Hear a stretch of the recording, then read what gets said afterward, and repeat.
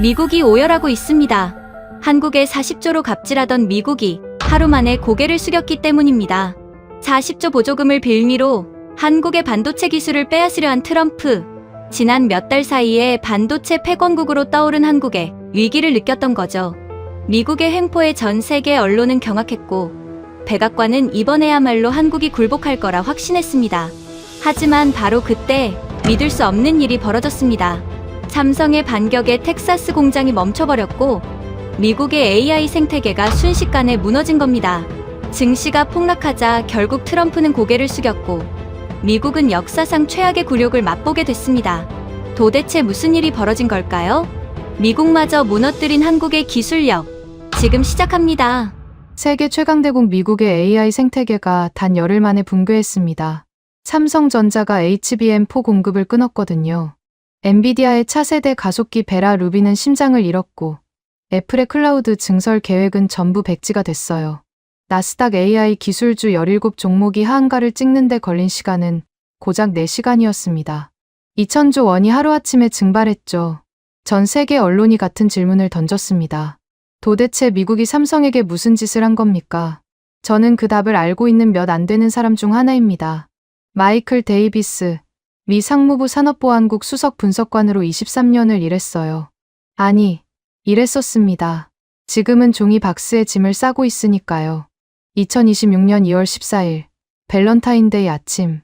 제 책상 위에는 해고 통지서가 놓여 있고 창밖에는 분노한 시위대가 보입니다. 이 모든 재앙은 우리 장관이 40조 원짜리 보조금을 무기로 삼성의 기술을 강탈하려 했던 그날부터 시작됐습니다. 열흘 전 워싱턴 DC 미 상무부 최상층 VVIP 회의실이었어요. 천장에는 성조기 문양 조명이 걸려 있었고 벽면 전체를 감싼 월럽 패널에서는 오래된 권력의 냄새가 풍겼습니다. 그 방에 들어서면 누구든 기가 죽게 되어 있어요. 일부러 그렇게 설계한 겁니다. 로버트 스털링 장관이 가장 좋아하는 연출이었죠. 스털링 장관은 이미 넥타이를 풀어헤친 채 서 있었습니다. 좋은 징조가 아니었어요. 장관이 넥타이를 푸는 건 상대를 짓밟을 준비가 끝났다는 신호거든요. 테이블 맞은편에는 삼성전자 글로벌 전략기획실의 최동석 전무가 앉아 있었습니다. 검은 정장에 흰 셔츠, 넥타이 매듭은 정확히 센터에 자리 잡고 있었어요. 앞에 놓인 커피잔에서 김이 피어올랐지만 최 전무는 한 모금도 마시지 않고 있었습니다. 표정이라고 부를 만한 게 얼굴에 없었어요. 저는 장관 바로 오른쪽에 자리를 잡았습니다. 노트북에는 텍사스 삼성 공장 세무조사 영장이 승인 대기 상태로 띄워져 있었죠. 버튼 하나면 발동됩니다. 23년간 이 자리에서 숫자와 규제로 외국 기업의 목줄을 조여왔어요. 보조금 40조 원의 세무조사 영장까지 장전한 상태라면 삼성 정도는 30분이면 끝난다고 봤습니다. 스털링 장관이 움직였습니다. 테이블 위에 놓여있던 서류 뭉치를 집어들더니 최 전무 앞으로 거칠게 내던졌어요. 종이가 부채처럼 펼쳐지면서 탁자 위를 미끄러졌습니다. 상단에 텍사스 반도체 보조금 40조 원 지급 전면 보류라는 붉은 직인이 선명하게 찍혀 있었죠. 최 전무, 내가 간단하게 정리해주지. 장관이 서류를 손가락으로 두드리며 입을 열었습니다. 오늘 자정까지 엔비디아 납품용 HBM4 100% 수율 데이터와 3나노 설계도를 내 책상에 올려놔. 그러면 이 보조금을 원래대로 풀어줄 용의가 있어. 노골적이었습니다. 외교적 수사도, 법률적 포장도 없었어요. 40조 원을 인질로 잡고 세계에서 가장 값비싼 반도체 기술을 통째로 내놓으라는 협박이었죠. 저는 장관의 배포에 감탄하면서도 동시에 노트북 화면을 한 번 더 확인했습니다. 세무조사 영장, 대기 중. 삼성이 거절하면 바로 다음 수순으로 넘어가는 겁니다. 빠져나갈 구멍은 없었어요. 최 전무는 서류를 내려다봤습니다. 정확히 3초였어요. 그리고 고개를 들었는데 얼굴에 당황이나 분노 같은 건 일절 없었습니다. 마치 식당에서 메뉴판을 확인한 정도의 반응이었어요. 등골이 서늘해지는 고요함이었습니다. 확인했습니다. 최 전무가 입을 열었어요. 목소리에 높낮이가 없었습니다. 그렇다면 저희도 입장을 정리하겠습니다. 스털링 장관이 의자 등받이에 몸을 기대며 코웃음을 쳤습니다. 당연히 협상 제안이 나올 거라 예상한 거죠. 유예 기간을 달라거나 일부 데이터만 넘기겠다거나 한국 본사와 통화할 시간을 달라는 식의 읍소가요. 저도 같은 생각이었습니다. 40조 원이라는 매물 비용 앞에서 버틸 수 있는 기업은 이 지구상에 없으니까요. 최 전무가 자리에서 일어섰습니다. 서류를 만지지도 밀어내지도 않았어요. 그냥 단추를 잠그고 양복 자락을 한번 매만졌을 뿐입니다. 이 시간부로 미국 상무부와의 모든 기술 협상을 중단합니다. 회의실 공기가 얼어붙었습니다. 스털링 장관의 코웃음이 중간에 끊겼어요. 저는 노트북 자판 위에 올려놓은 손가락이 굳어버리는 걸 느꼈습니다. 뭐라고요? 중단이라고요. 40조 원을 포기하겠다는 겁니까? 미국 영토에 박아놓은 그 거대한 공장을 버리겠다는 겁니까? 잠깐, 뭐라고 했어? 스털링 장관이 의자에서 벌떡 일어났습니다. 얼굴이 붉어지기 시작했어요. 지금 나한테 겁을 주려는 거야? 보조금 40조가 걸려 있는 거 알면서? 최 전무는 이미 돌아선 상태였습니다. 대답하지 않았어요. 회의실 문을 향해 일정한 보폭으로 걸어가고 있었죠. 뒷모습에서 망설임 같은 건 단 1mm도 읽히지 않았습니다.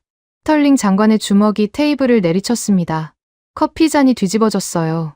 갈색 물이 보조금 서류 위로 번지는 걸 저는 멍하니 바라봤습니다. 마이클, 내일 아침까지 텍사스 공장 압류 영장 발부해. FBI 즉각 투입이야. 장관이 저를 향해 고함쳤어요. 목에 핏줄이 붉어져 나와 있었습니다. 저 공장 안에 있는 장비, 서버, 하드디스크 하나까지 전부 미국 정부 소유로 만들어. 오늘 밤 안으로. 손이 움직였습니다. 키보드를 치기 시작했어요. 세무조사 영장에서 공장 압류 영장으로 격상하는 데 필요한 서식을 불러왔죠. 23년간 해온 일입니다. 손가락은 기계적으로 움직였지만 머릿속 한 구석에서 뭔가가 걸렸어요. 최 전무의 그 무표정이 자꾸 떠올랐습니다. 40조 원을 버리는 사람의 얼굴이 저렇게 고요할 수가 있습니까? 그때 노트북 화면 오른쪽 하단에 팝업 하나가 떠올랐습니다. 삼성전자 텍사스 법인 잔고 5조 원. 전액 한국 본사 송금 완료. 처리 시각. 회의 시작 20분 전. 심장이 멈추는 것 같았어요. 회의 시작 20분 전이라면 최 전무가 이 방에 들어오기도 전에 이미 자금을 빼돌린 겁니다. 스크린을 다시 봤습니다. 추가 알림이 줄줄이 올라오고 있었어요. 텍사스 공장 HBM4 핵심 엔지니어 50명. 금일 오전 한국행 전용기 탑승 완료. 출발 시각. 회의 시작 3시간 전. 손가락이 자판에서 떨어졌습니다. 영장 작성 화면이 커서만 깜빡이고 있었어요. 최 전무는 처음부터 협상하러 온 게 아니었습니다. 돈은 이미 빠져나갔고 사람도 이미 떠났어요. 그 사람은 우리에게 통보하러 온 겁니다. 그것도 우리가 총을 장전하기 전에 이미 전장을 떠나버린 뒤에요. 회의실에는 커피에 젖은 보조금 서류만 덩그러니 남아 있었습니다. 스털링 장관이 뭔가를 고함치고 있었지만 제 귀에는 아무것도 들리지 않았어요. 눈앞에 모니터에 찍힌 2줄의 알림만 계속 읽고 또 읽었습니다. 5조 원 송금 완료. 엔지니어 50명 출국 완료. 40조 원짜리 덫을 놓아두고 기다렸는데 삼성은 더 뒤에 올라서지도 않았습니다. 이쪽에서 미끼를 흔들기도 전에 오히려 자기 몫을 전부 챙겨서 유유히 걸어나가 버린 거예요. 독 안에 든 쥐라고 비웃었던 상대가 처음부터 독밖에 있었다는 사실을 저는 그제야 깨달았습니다. 텍사스 테일러 삼성 파운드리 공장에 FBI가 들이닥쳤다는 보고를 받은 건 회의실 참사 다음 날 새벽 5시였습니다. 스털링 장관의 긴급 명령이 떨어진 지 불과 8시간 만이었어요. 무장한 FBI 요원과 국세청 사이버, 수사대를 합쳐 100여 명이 텍사스 사막 한가운데 있는 그 공장을 포위했다는 겁니다. 저는 워싱턴 사무실에서 실시간 영상을 받아보고 있었습니다. 새벽 어둠 속에서 검은 방탄조끼를 입은 요원들이 줄지어 공장 정문으로 진입하는 장면이 모니터에 떠 있었어요. 헬기 2대가 공장 상공을 배회하고 있었고 정문 앞에는 수사 차량 20대 넘게 늘어서 있었습니다. 전쟁터였어요. 반도체 공장을 상대로 벌이는 전쟁이라니 이게 정상입니까? 장관은 만족스러워했습니다. 전화기 너머로 들리는 목소리가 들떠 있었어요. 마이클, HBM4 서버 데이터를 통째로 확보하면 우리가 이긴 거야. 엔비디아 베라 루빈 가속기의 심장을 미국 정부가 직접 쥐게 되는 거라고. 저도 그렇게 믿었습니다. 어젯밤 최동석 전무가 아무리 멋지게 퇴장했다 한들 40조 원어치 장비가 박혀있는 물리적 공장은 텍사스 땅 위에 그대로 서 있으니까요. 서버를 확보하면 됩니다. 하드디스크를 뽑아오면 되는 거예요. 문제는 그 직전에 걸려온 전화 한 통이었습니다.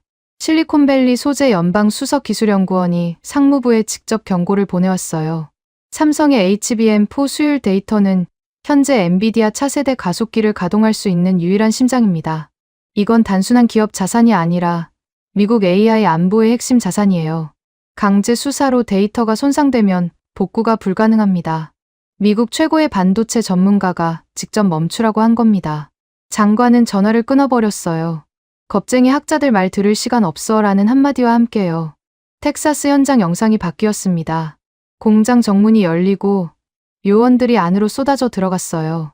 저는 모니터 앞에서 주먹을 불끈 쥐었습니다. 이제 끝이다. HBM4 서버실만 장악하면 된다. 그런데 정문 안쪽에서 요원들을 맞이한 건 삼성의 저항이 아니었습니다. 리처드 브라운이었어요. 삼성 텍사스 테일러 공장의 현지 수석 엔지니어. 미국인입니다. 이 공장의 HBM4 라인을 제 자식처럼 키워온 뼛속까지 엔지니어죠. 브라운이 변호사 2명을 대동하고 요원들 앞을 가로막았습니다. 영장을 보여주십시오. 브라운의 목소리가 현장 마이크를 통해 워싱턴까지 또렷하게 들렸어요. 요원이 영장을 내밀자 브라운은 변호사에게 건네며 한 줄 한 줄 읽게 했습니다. 그리고 카메라를 정면으로 바라보며 말했어요. 본 영장은 발부 절차상 최소 3개의 중대한 하자가 있습니다. 첫째, 관할권 표기 오류. 둘째, 압수 대상 범위의 과도한 포괄성. 셋째, 긴급 발부 사유의 법적 근거 부재. 이 사실을 현장에서 공식 고지합니다. 요원들은 멈추지 않았습니다. 선두의 선 팀장이 연방 수사에 방해하면 체포한다고 경고하며 브라운을 밀쳐내고 메인 통제실 방향으로 돌진했어요. 권총을 찬 요원 수십 명이 복도를 달리는 모습이 보안 카메라에 잡혔습니다. 저는 화면을 보면서 고개를 끄덕였어요. 브라운이 아무리 절차를 따져봤자 물리력 앞에서는 소용없는 법이니까요. 그런데 이상한 장면이 눈에 들어왔습니다. 서버실 앞에 도착한 요원들이 문을 부수려고 장비를 꺼내드는 순간 안에서 문이 스르르 열렸어요. 삼성 직원들이 직접 문을 열어준 겁니다. 저항이 전혀 없었습니다. 요원들이 어리둥절한 표정으로 안으로 밀려 들어갔어요. 삼성 직원 12명이 양쪽 벽에 줄지어 서 있었는데 하나같이 가슴 앞에 캠코더를 들고 있었습니다. 렌즈가 전부 요원들을 향하고 있었어요. 빨간 녹화등이 깜빡이고 있었습니다. 문이 열린 시각, 진입한 요원의 수, 장비 접촉 순서. 삼성 직원들은 초 단위로 모든 걸 기록하고 있었어요. 한 명이 클립보드에 타임스탬프를 적어가며 요원들의 배지 번호까지 읽어내렸습니다. 저항이 아니라 체증이었습니다. 등에서 식은땀이 흘렀어요. 이건 제가 예상한 시나리오에 없었습니다. 울고불고 매달리거나 아니면 변호사를 앞세워 진입을 막거나 둘 중 하나일 거라고 봤어요. 문을 열어주면서 카메라를 들이대는 건 완전히 다른 차원의 대응이었습니다. 삼성은 FBI의 불법 진입을 막으려 한 게 아니라 막지 않는 대신 그 불법의 증거를 완벽하게 수집하고 있었어요. 서버실을 장악한 요원들이 메인 터미널에 접근했습니다. 저는 워싱턴에서 원격으로 서버 접속을 시도했어요. 텍사스 공장의 HBM4 수율 데이터베이스에 직접 침투하려는 겁니다. 접속 명령을 입력하고 엔터를 눌렀습니다. 화면에 뜬 건 데이터가 아니었어요. 접속 거부, 물리적 통신망 절단 상태. 이게 무슨 소립니까? 통신망이 끊겼다고요. 다시 시도했습니다. 같은 결과였어요. 세 번째, 네 번째, 전부 마찬가지였습니다. 텍사스 현장 요원에게 즉시 연락했습니다. 서버 상태를 직접 확인해. 요원이 메인 터미널 화면을 카메라에 비췄어요. 제 눈에 들어온 건 하얀 바탕에 찍힌 검은 글씨 한 줄이었습니다. 셀프 48중 암호화 완료. 보코와 키 외부 이전 완료.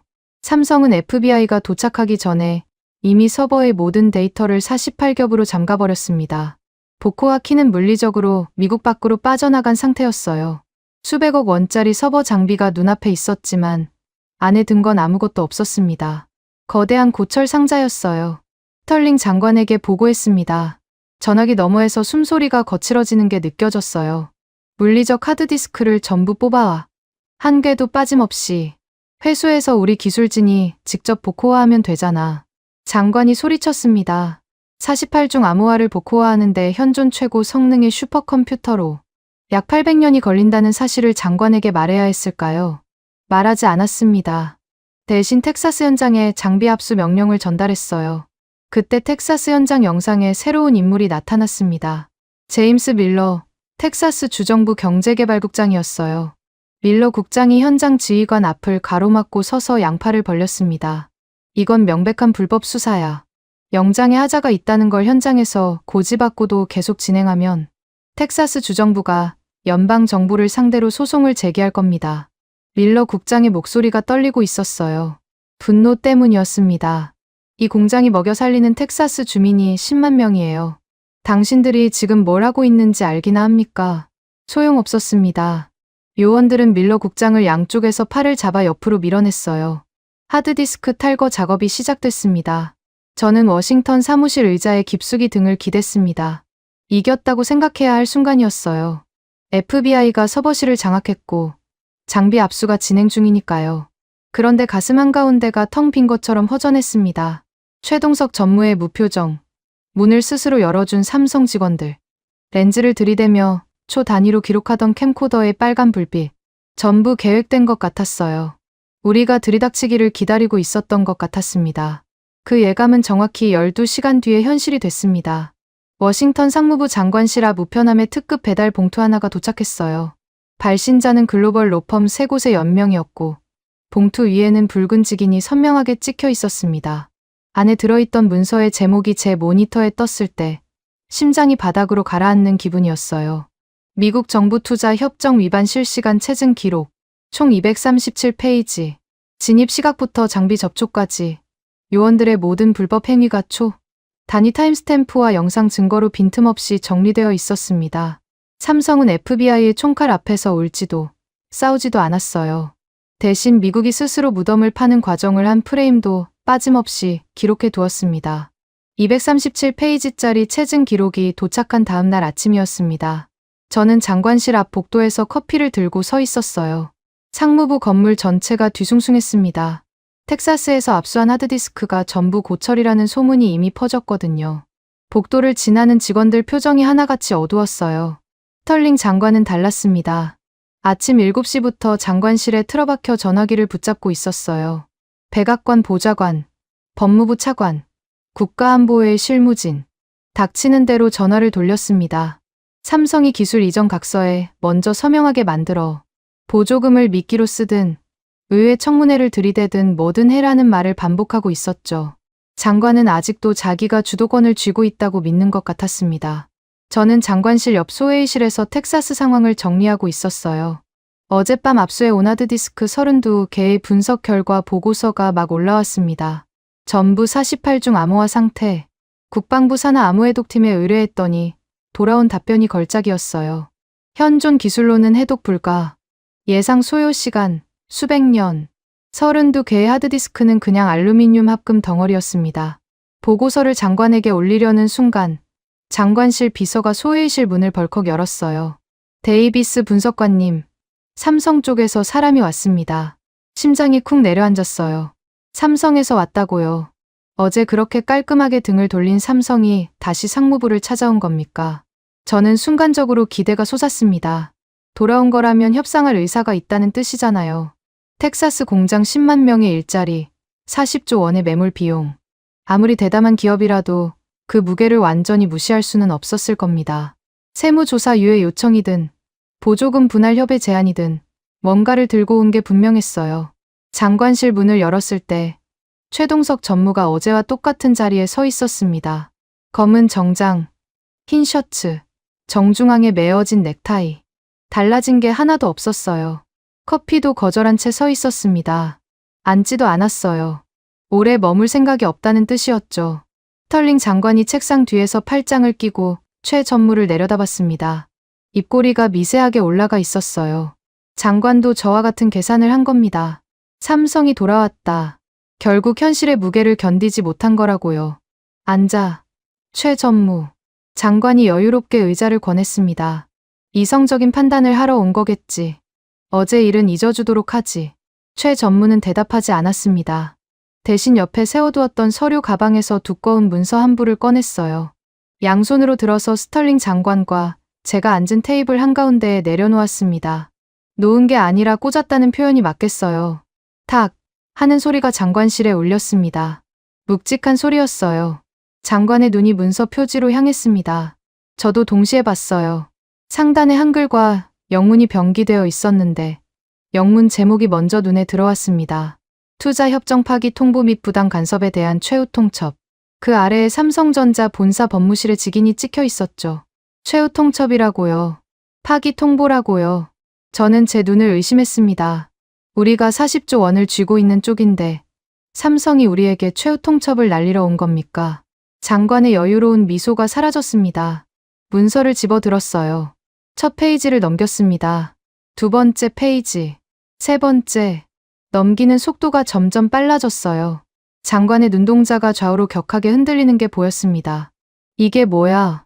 장관이 중얼거렸어요. 목소리에 처음으로 당혹감이 묻어났습니다. 최 전무가 입을 열었습니다. 본 문서 제2항을 확인하십시오. 삼성전자는 미국 상무부 반도체 지원법에 의거한 보조금 40조 원의 수령을 공식적으로 거부합니다. 수령 거부. 40조 원 전액 수령 거부. 제가 예상했던 서류와 정반대였습니다. 유예를 구하러 온 게 아니었어요. 돈을 밀어내러 온 겁니다. 미국이 삼성의 목에 걸어둔 40조 원짜리 목줄을 삼성이 제 손으로 끊어버리겠다는 선언이었습니다. 장관이 서류를 테이블 위로 내동댕이 쳤어요. 종이가 펄럭이며 바닥으로 쏟아졌습니다. 장관의 얼굴이 시뻘겋게 달아올랐어요. 미국 영토에 지은 공장 가동을 내 마음대로 멈추겠다고. 보조금을 거부한다고? 미쳤어? 장관이 테이블을 두 손으로 짚고 몸을 앞으로 내밀었습니다. 핏줄이 관자놀이에서 뛰는 게 보였어요. 그 공장은 미국 땅 위에 서 있어.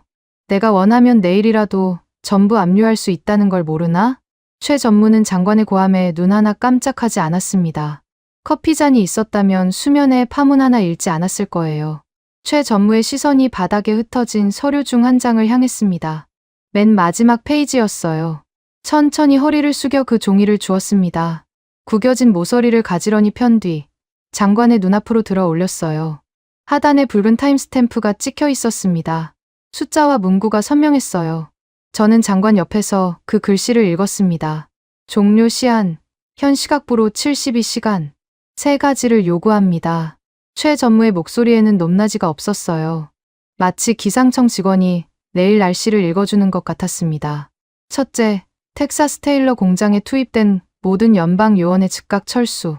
둘째, 삼성전자에 대한 일체의 강제 수사 즉시 중단.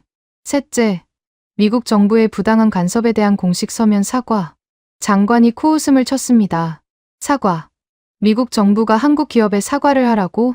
최 전무는 코웃음에 반응하지 않았어요.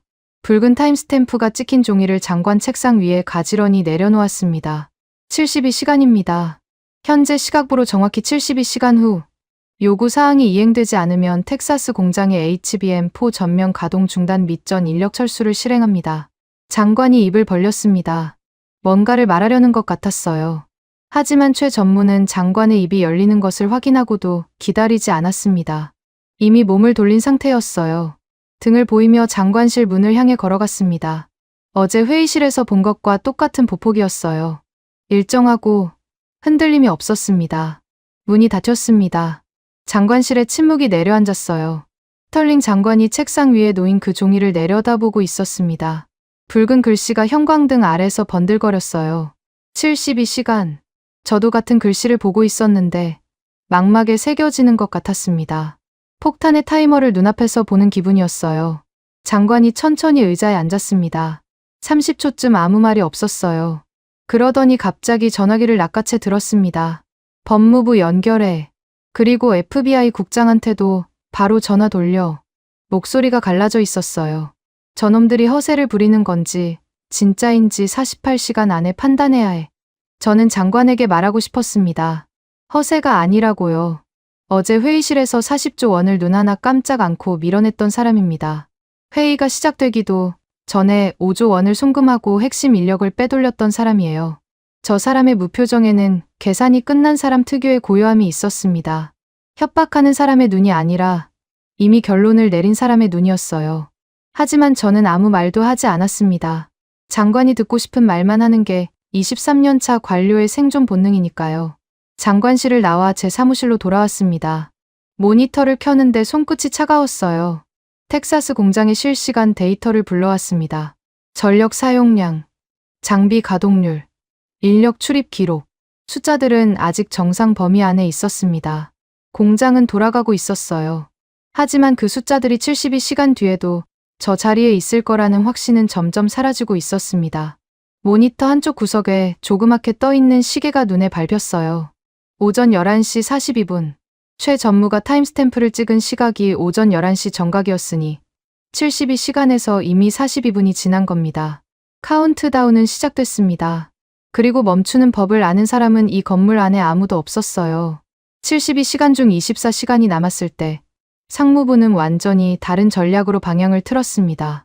물리력이 통하지 않으니 여론전을 쓰기로 한 거예요. 스털링 장관이 직접 기획한 작전이었습니다. 데드라인 48시간 전 장관실에 홍보수석과 법률 자문관을 불러 모았어요. 저도 배석했습니다. 장관이 화이트보드에 직접 마커로 적은 문구가 선명하게 기억나요. 삼성, 고의적 HBM 산하품 지연으로 미국 AI 안보 위협. 이걸 언론에 뿌리라는 겁니다. 프레임을 뒤집어야 해. 장관이 마커 뚜껑을 탁 닫으며 말했어요. 우리가 삼성을 압박한 게 아니라 삼성이 먼저 미국을 배신한 거야. 납품을 고의로 지연해서 엔비디아와 미 국방부의 AI 프로젝트를 인질로 잡았다. 이 각도로 기사를 깔아 치졸했습니다. 하지만 효과는 있을 수 있었어요. 미국 국민들은 반도체 공급망의 복잡한 사정보다 외국 기업이 미국을 협박한다는 한 줄짜리 헤드라인에 반응하니까요. 1시간 만에 주요 통신사 3곳에 배경 브리핑이 나갔습니다. 오후가 되기 전에 케이블 뉴스 화면 하단에 속보 자막이 깔렸어요. 삼성전자, HBM 산하품 고의 지연 의혹. 미 안보 위기로 확대되나? 여론이 움직이기 시작했습니다. 장관은 거기서 멈추지 않았어요. 같은 날 오후, 월스트리트의 주요 은행 5곳 대표에게 직접 전화를 돌렸습니다. 삼성과 거래하는 텍사스 현지 협력사들의 신용장 발급을 전면 중단시키라는 압박이었어요. 대출금 강제 회수도 함께 지시했습니다. 삼성이 직접 맞서지 않더라도 주변 협력사들이 무너지면 공장은 알아서 멈출 거라는 계산이었죠. 제가 정리한 리스트만 해도 협력사 23곳이었습니다. 부품 납품업체, 장비 유지보수 회사, 물류 운송업체, 전부 텍사스 소재 중소기업들이었어요. 이 회사들의 신용이 하룻밤에 끊기면 직원들 월급부터 막힙니다. 삼성이 아무리 강경해도 자기 협력사들이 쓰러지는 걸 두고 보지는 못할 거라고 봤어요. 그런데 불과 1시간 뒤에 일어난 일을 저는 평생 잊지 못할 겁니다. 은행들이 신용장을 끊겠다고 통보한 지 정확히 62분 만이었어요. 제 모니터에 금융거래 알림이 연쇄적으로 뜨기 시작했습니다. 삼성전자 한국 본사에서 텍사스 현지 법인 계좌로 긴급 자금이 입금되고 있었어요. 처음에는 수치를 잘못 읽은 줄 알았습니다. 0 하나를 더 찍은 오류인 줄 알았어요. 다시 봤습니다. 오류가 아니었어요. 10조 원이었습니다. 한국 본사가 텍사스로 10조 원을 쏟아부은 겁니다. 그리고 그 돈은 제가 리스트에 올려놓은 협력사 23곳에 밀린 대금과 대출 상환금으로 흘러갔어요. 전액 현찰, 당일 결제. 은행이 신용장을 끊기도 전에 협력사들이 갚아야 할 빚이 전부 사라져 버린 겁니다. 은행들이 협력사를 죄려고 손을 뻗었을 때 줄 게 아무것도 남아있지 않았어요. 저는 모니터 앞에서 멍하니 앉아 있었습니다. 신용장으로 목줄을 조인다는 전략이 1시간 만에 무력화된 거예요. 미국의 금융 압박을 한국 본사가 현찰 10조 원으로 정면 돌파해 버렸습니다. 주먹이 떨렸어요. 분노가 아니라 공포 때문이었습니다. 이 사람들은 도대체 어디까지 준비해 놓은 겁니까? 스털링 장관은 금융 압박 실패 보고를 받자마자 또 다른 꼼수를 꺼냈습니다. 데드라인 30시간 전이었어요. 장관이 직접 이메일을 작성했습니다. 수신자는 삼성전자 글로벌 전략기획실이었어요. 내용은 이랬습니다. 1조 원을 선입금할 테니 조사관 철수 명분용으로 일 나눠 설계도 일부만 넘겨달라. 체면치레만 시켜주면 나머지는 협의하겠다고요. 읽는 순간 한심하다는 생각이 먼저 들었습니다. 40조 원으로 안 되니까 1조 원짜리 꼼수를 쓰겠다는 거잖아요. 이게 세계 최강대국 상무부 장관이 할 짓입니까? 하지만 장관은 진지했어요. 삼성도 빠져나갈 명분이 필요할 거야. 이게 그 다리가 돼줄 수 있어라며 자신만만하게 전송 버튼을 눌렀습니다. 삼성의 답신이 온 건 정확히 3분 뒤였습니다. 메일을 열었더니 원문 그대로가 첨부 파일로 돌아와 있었어요. 삼성이 추가한 문구는 단 한 줄이었습니다. 본 이메일은 미국 정부 투자 협정 위반 증거물 2호로 접수, 분류되었음을 통보합니다. 수신 3분 만에 반송. 그것도 증거물로 분류해서요. 장관이 제 손으로 보낸 이메일이 장관을 조이는 밧줄에 매듭 하나를 더 추가해 버린 겁니다. 장관실에서 유리잔이 깨지는 소리가 복도까지 들렸습니다. 데드라인 24시간 전, 장관은 마지막 카드를 꺼냈어요. HBM사 대체 물량 확보였습니다. 삼성이 끊어도 다른 데서 구하면 된다는 논리였죠. 장관이 직접 대만 TSMC에 긴급 핫라인을 걸었어요. 저도 옆에서 스피커폰을 듣고 있었습니다. 통화는 2분 30초 만에 끝났습니다. TSMC 대외협력 부사장의 목소리는 차갑고 짧았어요. 장관님, 삼성이 철수한 이유를 저희도 잘 알고 있습니다. 오늘 삼성이 당한 일이 내일 저희에게 벌어지지 않을 거라는 보장이 없잖습니까? 그리고 전화가 끊겼어요. 스털링 장관의 얼굴에서 핏기가 빠졌습니다. 저도 마찬가지였어요. TSMC가 거절한 건 단순한 사업적 판단이 아니었습니다.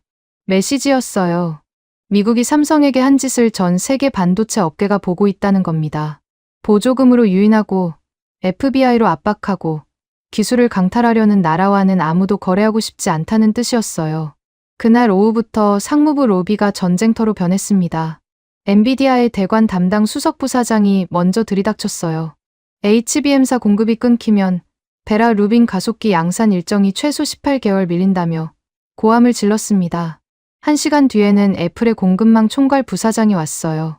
클라우드 서버 증설 계획이 전면 백지화될 거라며 장관 면담을 요구했습니다. 두 사람 다 장관을 만나지 못했어요. 장관이 문을 잠갔거든요. 그때 로비에 한 사람이 더 나타났습니다. 제임스 밀러, 텍사스 주정부 경제개발국장이었어요. 이틀 전 텍사스 현장에서 FBI 요원들 앞을 가로막다 밀쳐놨던 바로 그 사람입니다. 밀러 국장은 비서의 만류를 무시하고 장관실 문을 걷어찼습니다. 진짜로 발로 찼어요. 문이 벌컥 열렸습니다. 당신들의 알량한 자존심 때문에 텍사스가 죽게 생겼어. 밀러 국장이 장관 책상 앞에 서서 손가락으로 장관의 얼굴을 가리켰습니다. 삼성 공장 하나가 먹여 살리는 게 10만 명이야. 부품사, 물류, 식당, 학교 전부 합치면 그 이상이라고. 저 공장이 멈추면 텍사스 테일러는 유령 도시가 돼. 그 책임을 워싱턴에서 질 거야? 장관이 뭐라고 대답했는지는 듣지 못했습니다. 저는 제 사무실로 돌아와야 했거든요. 모니터에 새로운 알림이 떠오르고 있었어요. 텍사스 공장의 전력 사용량 그래프였습니다. 실시간 데이터가 화면 오른쪽에서 왼쪽으로 흘러가고 있었어요. 오전까지만 해도 정상 가동 범위의 92%를 유지하던 선이 오후 들어 눈에 띄게 꺾이기 시작했습니다. 85, 78, 71. 수직이라고 할 만한 기울기로 떨어지고 있었어요. 공장이 스스로 출력을 낮추고 있었습니다. 멈추는 게 아니라 서서히 식어가는 거예요. 마치 거대한 심장이 박동을 하나씩 줄여가듯이. 그리고 모니터 왼쪽에서는 또 다른 현상이 벌어지고 있었어요. 텍사스 메인 서버의 접속 로그들이 하나둘씩 끊기고 있었습니다. 제가 모니터링 권한을 가지고 있던 서브 시스템 12개 중 오후 3시 기준으로 8개가 영구 차단 상태로 전환됐어요. 접속을 시도하면 화면에 뜨는 건 같은 문구뿐이었습니다. 접근 권한 말소. 남은 시간은 24시간이 채 안 됐습니다. 장관은 아직도 장관실에서 전화기를 붙잡고 있었어요. 밀러 국장은 로비에 주저앉아 두 손으로 얼굴을 감싸고 있었고 엔비디아와 애플 임원들은 복도에서 서로 얼굴을 마주보며 아무 말도 못하고 있었습니다. 저는 모니터 속의 전력 그래프를 바라봤어요. 숫자가 또 떨어졌습니다. 64.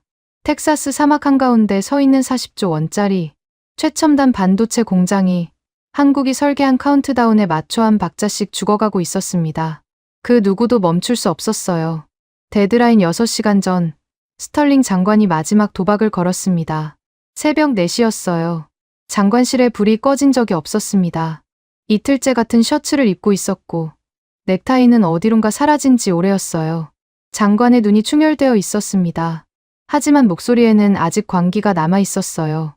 텍사스에 다시 FBI를 보내. 이번에는 서버 장비를 물리적으로 해체해서 통째로 가져와. 장관이 전화기에 대고 소리쳤습니다. 하드디스크가 암호화됐으면 기판째 뜯어내. 회로 하나하나 분석하면 뭐라도 나올 거야. 미친 짓이었습니다. 48중 암호화된 데이터를 기판째 뜯어봤자 나올 건 실리콘 조각뿐이에요. 그건 반도체 기초 지식만 있어도 아는 상식입니다. 하지만 장관은 이미 합리적 판단의 영역을 벗어나 있었어요. 궁지에 몰린 사람 특유의 발악이었죠. 저는 텍사스 현장에 명령을 전달했습니다. FBI 추가 병력 50명이 테일러 공장을 향해 출발했어요. 용접기와 산업용 절단기까지 실은 트럭 세대가 호위를 받으며 새벽 사막을 달렸습니다. 명령을 전달하고 의자의 등을 기대는 순간이었어요. 모니터 오른쪽 상단에 화상회의 접속 알림이 떴습니다. 상무부 비상 화상회의 시스템에 외부 접속 요청이 들어온 겁니다. 발신자 이름을 확인했어요. 강학수, 삼성전자 미주법인 최고 법무 책임자. 삼성의 부사장이 새벽 4시에 우리 시스템으로 직접 접속을 시도하고 있었습니다. 스털링 장관에게 즉시 보고했어요. 장관이 잠깐 멈칫하더니 이를 악물었습니다. 연결해. 뭔 소린지 드러나 보자. 화상회의 화면이 켜졌습니다. 스크린 저편에 강학수 부사장이 앉아 있었어요. 60대 초반의 노회한 얼굴이었습니다. 두꺼운 안경 너머로 차분한 눈이 카메라를 정면으로 응시하고 있었죠. 배경은 어딘지 알 수 없는 회의실이었어요. 벽에 아무것도 걸려있지 않았습니다. 책상 위에는 서류 한 부만 놓여 있었어요. 강 부사장이 안경을 천천히 치켜 올렸습니다. 그리고 입을 열었어요. 스털링 장관님, 이 시각의 신뢰를 무릅쓰고 접속한 이유는 단 하나입니다. 목소리가 낮고 느렸어요. 서두르는 기색이 전혀 없었습니다. 장관님께서 텍사스에 추가 병력을 보내셨다는 보고를 방금 받았습니다. 서버 장비를 물리적으로 해체하라는 명령이 내려졌다고요. 장관의 얼굴이 굳었어요. 3분 전에 내린 명령인데 삼성이 이미 알고 있었습니다. 정보가 새고 있다는 뜻이죠. 하지만 그건 나중 문제였어요. 장관이 카메라를 향해 턱을 치켜들었습니다. 그래서 뭘 어쩌자고. 읍소라도 하려고 새벽에 전화한 거야? 강 부사장이 미세하게 고개를 저었습니다. 그리고 책상 위에 서류를 집어들었어요. 첫 페이지를 카메라 정면으로 돌려들어 올렸습니다. 스캔본이 화상회의 공유 화면에 동시에 떴어요. 이 문서를 기억하십니까? 저는 공유 화면의 문서를 확대했습니다. 상단에 텍사스 반도체 투자 안전 특약 계약서라는 제목이 있었고 하단에 서명이 2개 들어가 있었어요. 하나는 삼성전자 대표이사의 서명이었고 다른 하나는 로버트 스털링이라는 필기체였습니다. 3년 전 문서였어요. 삼성을 텍사스로 유치하면서 보조금 40조 원을 지급할 때 작성한 특약 계약서였습니다. 저도 그 문서의 존재는 알고 있었어요. 하지만 당시에는 형식적인 보호 조항 정도로 치부하고 넘겼습니다. 40조 원이라는 압도적 무게 앞에서 부수적인 특약 따위가 무슨 의미가 있겠습니까? 강 부사장이 페이지를 넘겼습니다. 제4조 2항이라는 조항 번호가 화면에 크게 떠올랐어요. 강 부사장이 읽기 시작했습니다. 미국 정부 또는 그 산하 기관이 투자 협정 범위를 벗어난 부당한 물리적 개입, 강제 진입, 장비 압류 또는 기술 자산에 대한 비인가 접근을 시도할 경우 삼성전자는 사전 통보 없이 텍사스 테일러 공장의 모든 HBM4 공정, 제어 권한을 즉시 환불 불가능한 상태로 영구 말소할 수 있다. 회의실이 무덤처럼 조용해졌습니다. 장관의 입이 벌어진 채 닫히지 않았어요. 저는 화면에 뜬 조항을 3번 읽었습니다.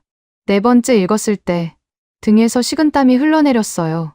킬 스위치였습니다. 삼성이 3년 전부터 심어놓은 자동 파괴 장치가 계약서 안에 들어 있었던 겁니다. 그것도 스털링 장관이 제 손으로 서명한 문서 안에요. 거짓말이야.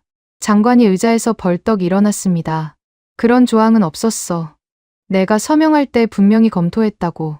강 부사장이 안경 너머로 장관을 바라봤어요. 표정 변화가 없었습니다. 화면 공유에 새로운 문서가 올라왔어요. 하버드 로스쿨 국제계약법 교수 명의의 법률 자문 의견서였습니다.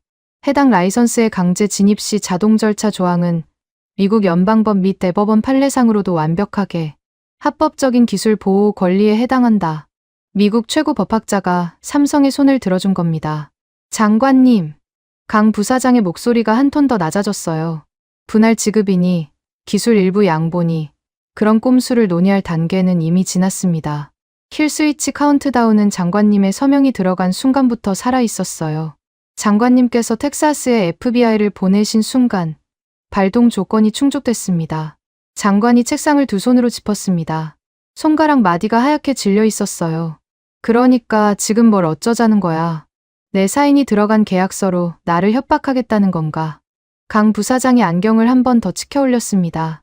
그리고 시선을 화면에서 자기 손목시계로 내렸어요. 초침이 움직이는 게 화면에 비칠 만큼 가까이 들이댔습니다. 협박이 아닙니다. 통보입니다. 당장 방을 빼시지요. 그 순간 텍사스 현장 영상이 제 보조 모니터에 떴습니다. 방금 도착한 FBI 추가 병력이 서버실에 용접기를 들이대고 있었어요. 금속 절단 불꽃이 어두운 서버실을 주황색으로 물들였습니다. 요원들이 서버렉의 볼트를 잘라내기 시작했어요. 그때였습니다. 서버 내부에서 흰 분말이 뿜어져 나왔어요. 보안용 부식 파우더였습니다. 절단 충격이 감지되는 순간 자동으로 분사되도록 설계된 내부 방호 시스템이 작동한 겁니다. 하얀 가루가 서버실 전체를 뒤덮었어요. 반도체 기판 위로 파우더가 내려앉자 초정밀 회로들이 실시간으로 부식되기 시작했습니다. 붉은 비상등이 서버실 천장에서 미친 듯이 깜빡였어요. 요원들이 비명을 지르며 뒤로 물러났습니다. 용접기를 든 요원이 마스크를 눌렀으며 기침을 해댔어요. 서버렉 사이로 흰 연무가 피어올라 천장까지 차올랐습니다. 스털링 장관이 화상 카메라를 향해 고함쳤어요.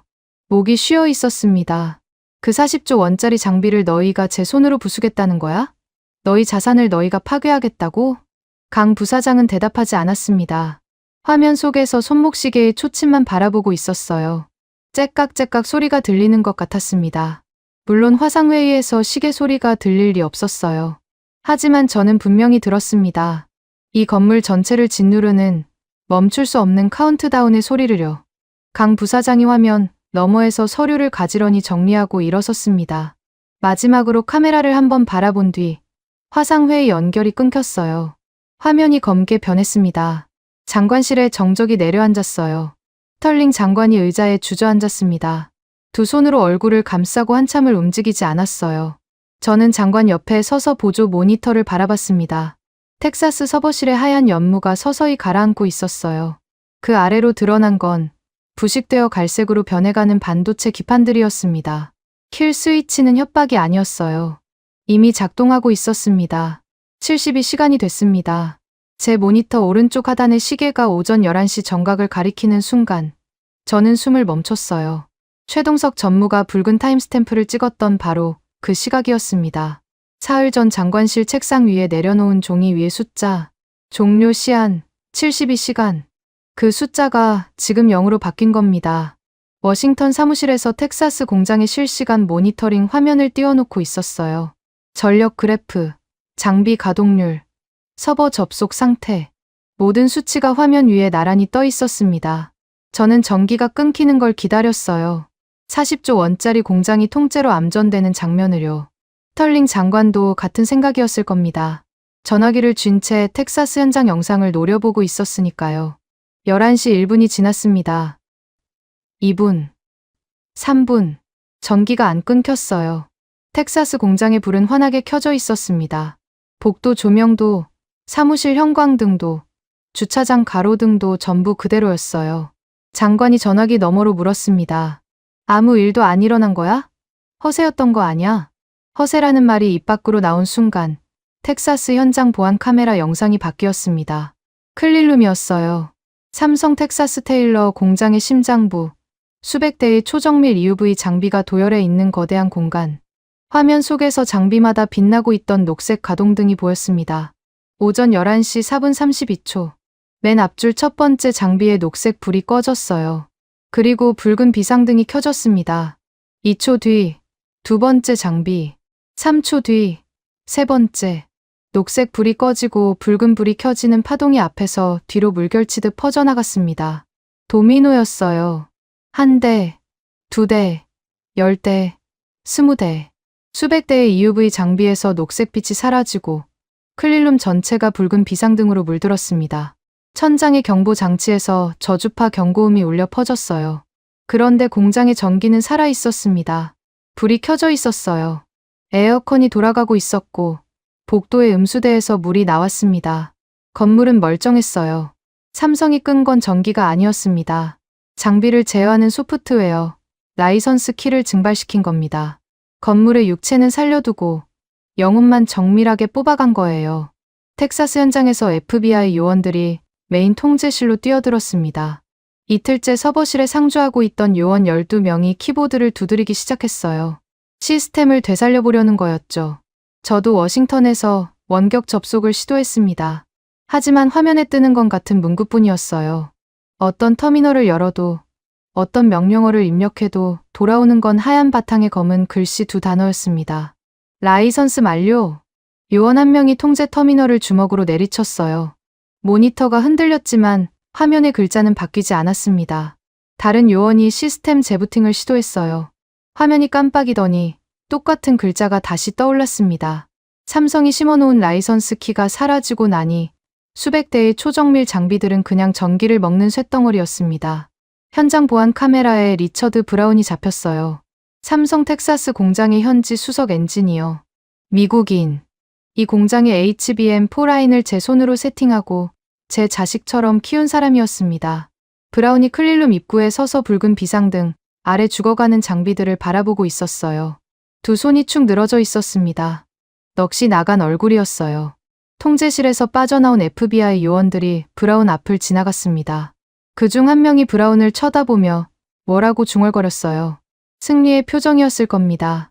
서버실을 장악했으니까요. 장비를 확보했으니까요. 브라운이 그 요원의 팔을 잡았습니다. 현장 마이크가 브라운의 목소리를 잡았어요. 떨리고 있었습니다. 당신들이 뺏은 게 뭔지 알기나 해? 고철 깡통이야. 당신들 손에 든 건 껍데기라고. 브라운의 목소리가 높아졌어요. 클린룸 복도에 울렸습니다. 진짜 기술은 어젯밤 전용기로 한국에 갔어.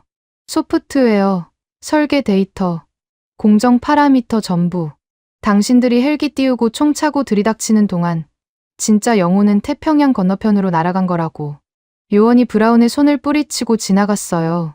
하지만 10보도 걷지 못하고 멈춰섰습니다. 주머니에서 스마트폰이 울렸거든요. 한 명이 아니었어요. 복도에 있던 요원 6명의 스마트폰이 거의 동시에 울렸습니다. 진동음이 벽에 부딪혀 겹쳐졌어요. 속보 알림이었습니다. 제 스마트폰에도 같은 알림이 떴어요. 가슴이 철렁했습니다. 삼성전자, 미국 내 엔비디아 HBM4 공급 무기한 보류 공식 발표. 무기한이라는 단어가 눈에 박혔어요. 일시적 중단이 아니라 무기한이었습니다. 재개 조건도 명시되지 않았어요.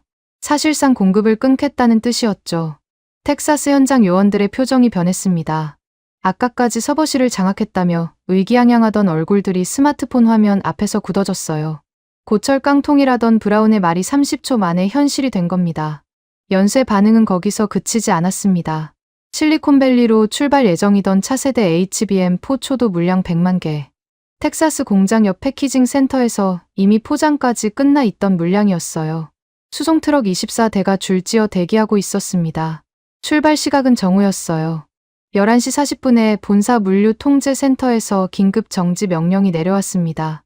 트럭 24대의 시동이 동시에 꺼졌어요. 엔진이 식는 소리가 주차장에 퍼졌습니다. 100만 개의 HBM4가 트럭 안에서 그대로 잠들었어요. 제 사무실로 돌아와 자리에 앉았을 때 모니터 3대가 전부 비명을 지르고 있었습니다. 메인 모니터에는 텍사스 공장의 장비 가동률이 0%로 찍혀 있었어요. 왼쪽 보조 모니터에는 HBM4 공급 중단으로 영향받는 미국 내 기업 리스트가 끝없이 스크롤되고 있었습니다. 엔비디아, 애플, 구글, 아마존, 마이크로소프트, 메타, 미국 빅테크 전체였어요. 오른쪽 보조 모니터가 가장 소름 끼쳤습니다. 미국 내 주요 클라우드 서버망의 증설 스케줄이 실시간으로 바뀌고 있었어요. 예정이라고 적혀있던 칸들이 하나씩 취소로 전환되고 있었습니다. 버지니아 데이터 센터 2단계 증설 취소. 오리건 AI 연산 클러스터 확장 취소. 텍사스 오스틴 엣지 서버 구축 취소. 폭포수처럼 쏟아져 내렸어요. 스크롤을 내려도 끝이 없었습니다. 미국의 AI 인프라 확장 계획이 눈앞에서 무너지고 있었어요. 삼성의 HBM4 없이는 새 서버를 증설할 수 없고 서버가 없으면 AI 연산 능력을 키울 수 없습니다. 수년간 쌓아온 미국 AI 패권의 근간이 하루아침에 멈춰 선 거예요. 저는 모니터 3대를 번갈아 바라봤습니다. 텍사스의 붉은 비상등, 끝없이 늘어나는 공급 중단 리스트, 취소로 도배된 증설 스케줄, 40조 원짜리 보조금으로 삼성의 목줄을 쥐었다고 믿었습니다. 세무조사와 FBI로 기술을 뜯어낼 수 있다고 확신했어요.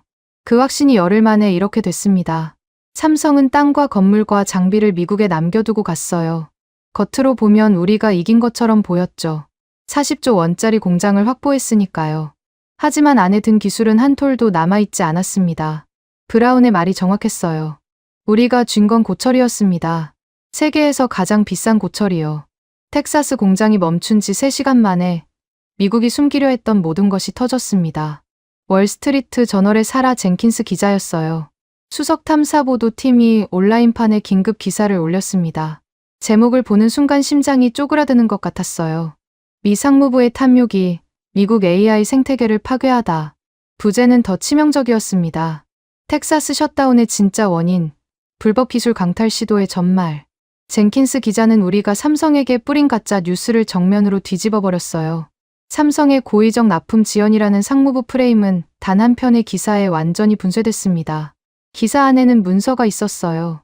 스털링 장관이 삼성에 보냈던 1조 원 꼼수 이메일 원문, FBI의 절차적 하자가 있는 영장 사본, 그리고 삼성이 237페이지에 걸쳐 체증한 불법 진입 기록의 핵심 발췌본까지.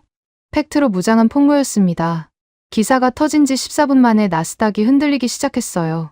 제 모니터에 실시간 시세가 떠 있었는데 AI 관련 종목들이 일제히 빨갛게 물들었습니다. 이건 아침에 벌어진 HBM4 공급 중단과는 차원이 다른 충격이었어요. 시장은 공급 중단 자체보다 그 원인이 미국 정부의 불법 행위였다는 사실에 경악한 겁니다. 투자자들이 미국 기술 시장 자체를 신뢰할 수 없게 됐다는 의미였죠. 저는 사무실 의자에 앉아 젠킨스 기자의 기사를 처음부터 끝까지 읽었습니다. 모든 문장이 정확했어요. 날짜, 시각, 문서 번호까지 한치의 오차도 없었습니다. 삼성이 체증 기록을 글로벌 로펌으로 보냈을 때 이미 예상했어야 했어요. 법적 대응만이 목적이 아니었습니다. 로펌을 통해 언론에 자료가 흘러갈 수 있는 경로를 열어둔 거였어요. 스털링 장관은 기사가 나간 직후 백악관에 전화를 걸었습니다. 기사 차단을 요청하려는 거였죠. 하지만 통화는 연결되지 않았어요. 백악관 비서실에서 장관의 전화를 받지 않았습니다. 어제까지 삼성 압박을 격려하던 보좌관들이 갑자기 전화를 안 받기 시작한 거예요. 냄새를 맡은 겁니다. 배에서 내릴 준비를 하고 있었어요. 그런 와중에 예상하지 못한 소식이 들어왔습니다. 오후 2시쯤이었어요. 텍사스에서 철수한 삼성 핵심 엔지니어들의 행방이 확인된 겁니다. 저는 당연히 한국행이라고 생각했어요. 인천국제공항으로 직항하는 전용기에 타고 있을 거라고요. 출입국 기록을 추적해달라고 국토안보부에 요청했더니 1시간 뒤에 답이 왔습니다. 전용기의 최종 도착지가 인천이 아니었어요. 아부다비 국제공항이었습니다. 아부다비라고요. 중동이라고요. 저는 모니터 앞에서 의자째 뒤로 밀려났습니다. 왜 중동입니까? 삼성 엔지니어들이 한국이 아니라 왜 아랍에미리트로 간 겁니까?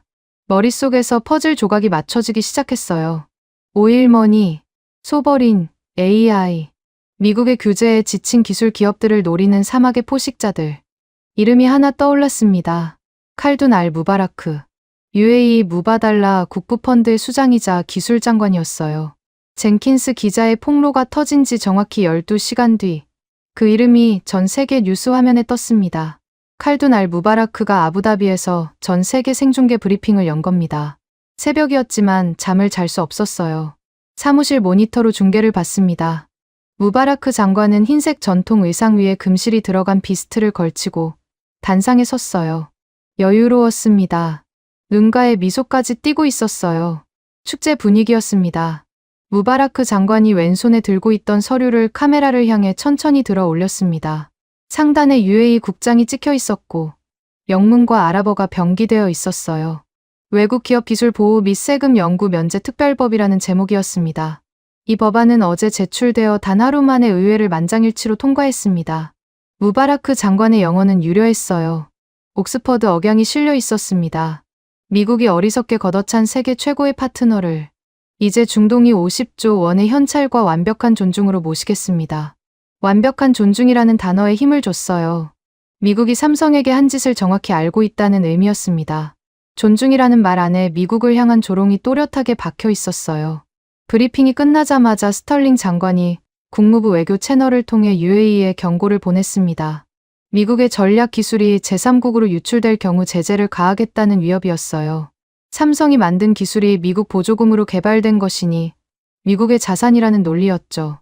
궁색하기 짝이 없는 주장이었지만 장관은 다급했습니다.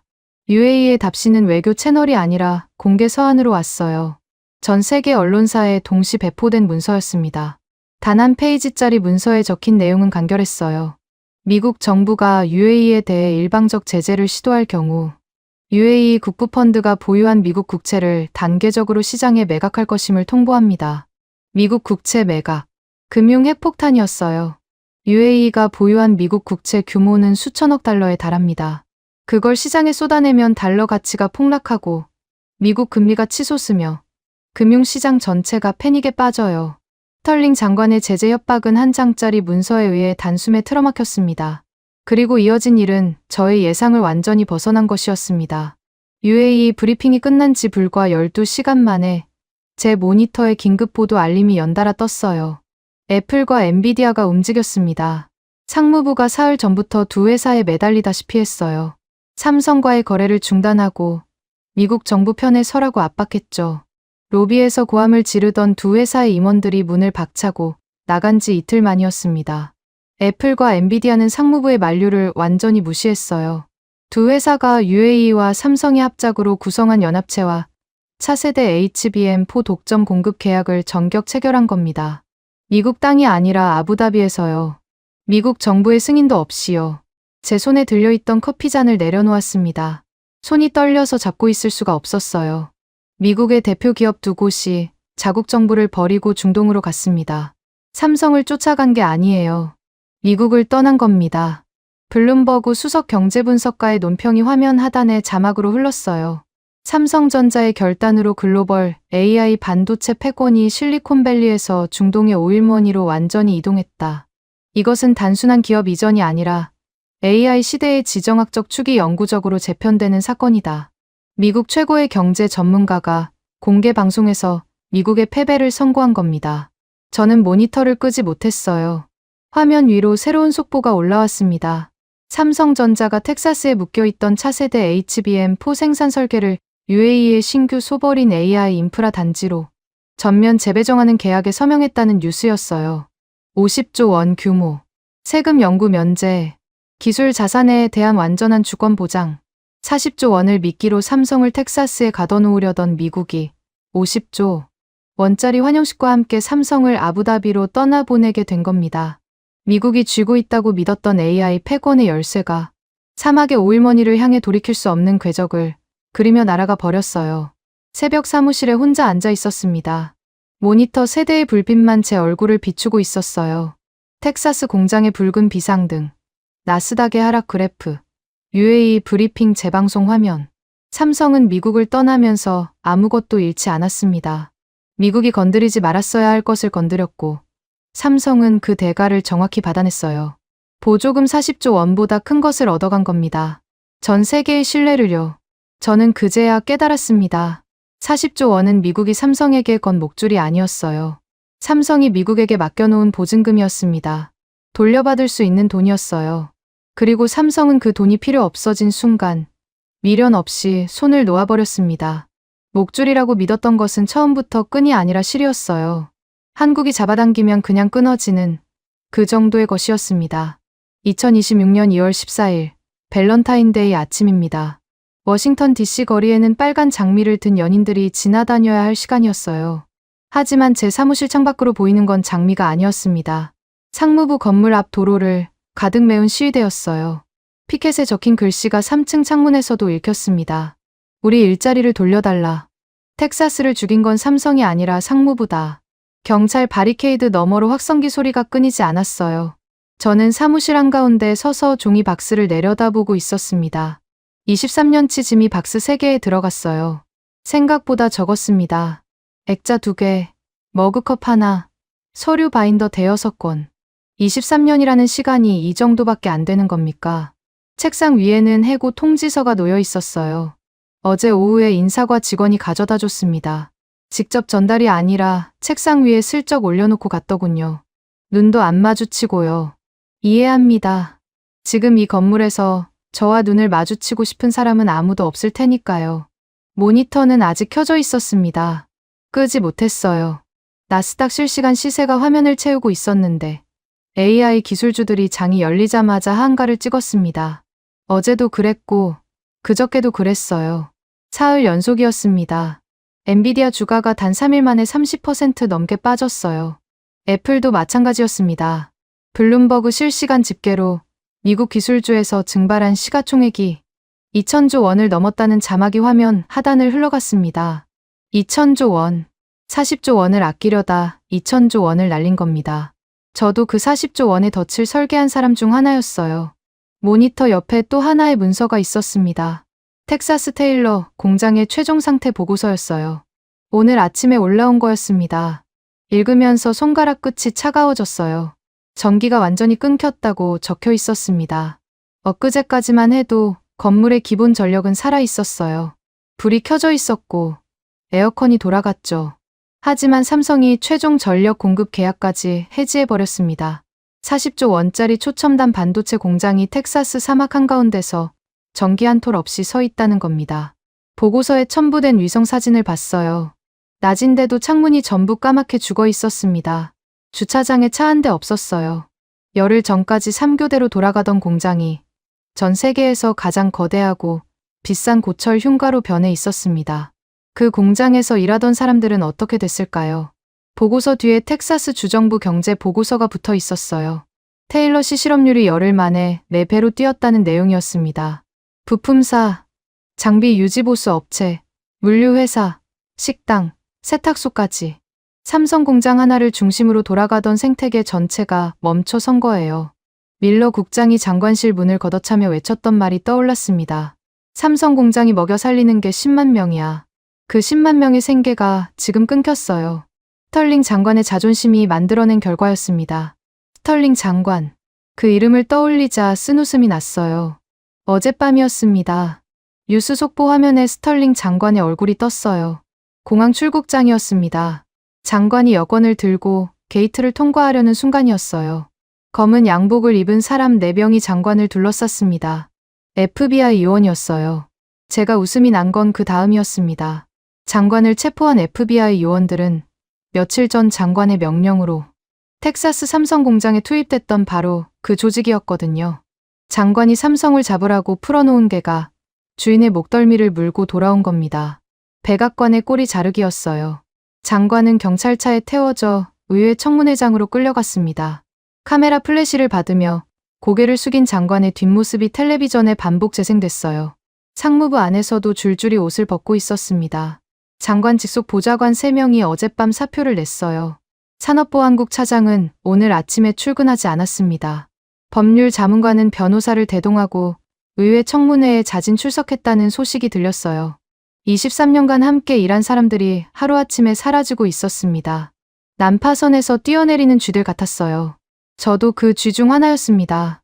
종이 박스 옆에 사직서를 꺼내 놓았어요. 어젯밤에 작성해 둔 거였습니다. 한 장짜리 문서에 제 이름과 날짜, 사직 사유가 적혀 있었어요.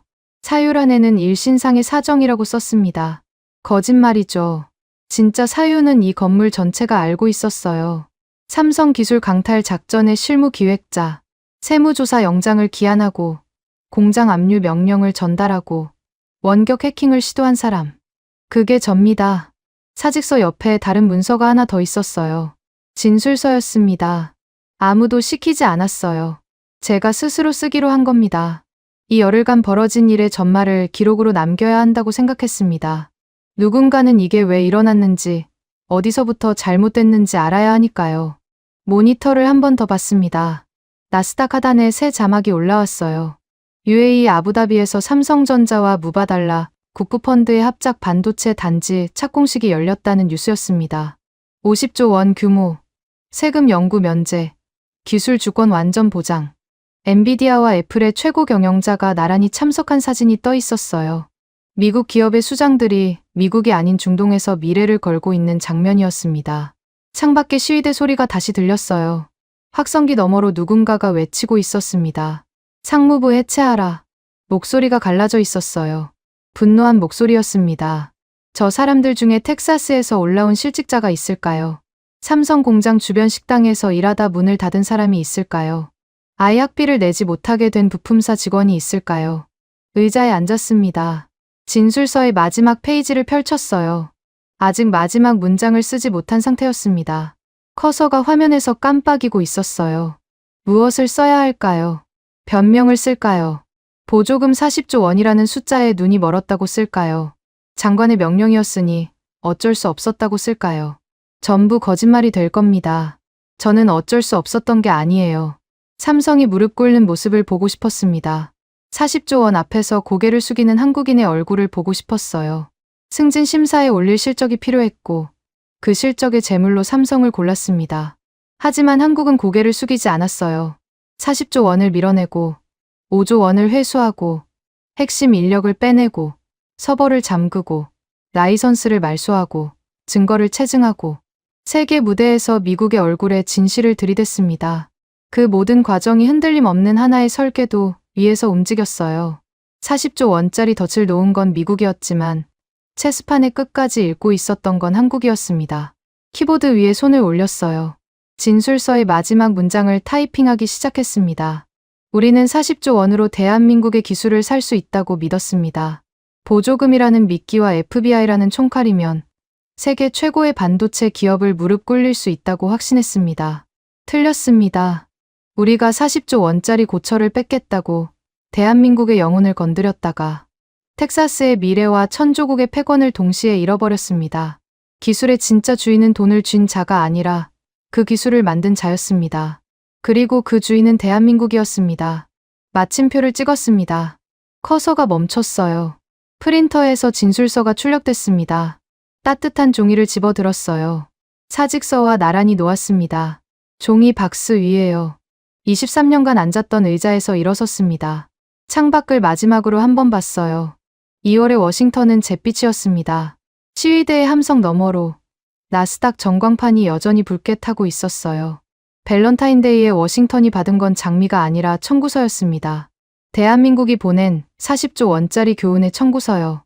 종이 박스를 들어 올렸습니다. 사무실 문을 열고 복도로 나갔어요. 뒤돌아보지 않았습니다. 지금까지 대한민국의 감동을 전하는 감동윤아였습니다. 대한민국의 기적 같은 이야기 다음에 또 들려드리겠습니다. 선배님들, 좋은 하루 되세요.